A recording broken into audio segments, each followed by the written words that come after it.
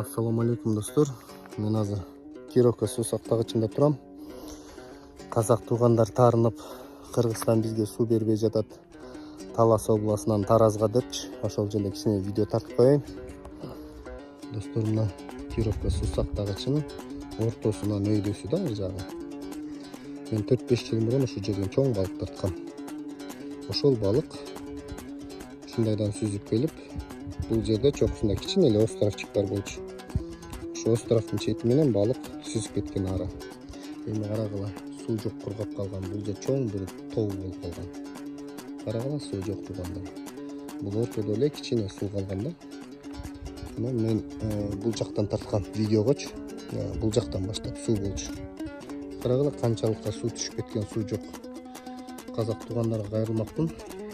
Кээ бир чагымчыл жазып, ушак жүргүзгөн провокаторлорго.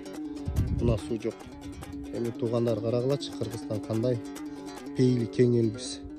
Өзүбүзгө суу жетпесе да, эң чоң көлөмдө казак туугандарга дайым биздин бийлик жөнөтүп турган.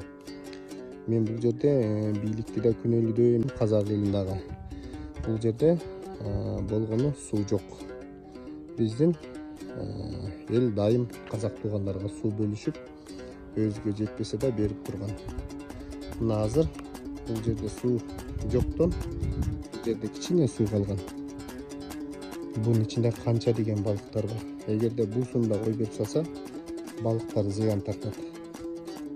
Азыркы учурда казак туугандарга эмес, Кыргыздын өзүнө да суу жок болуп атат, жетишпей. Мына кургап калган достор.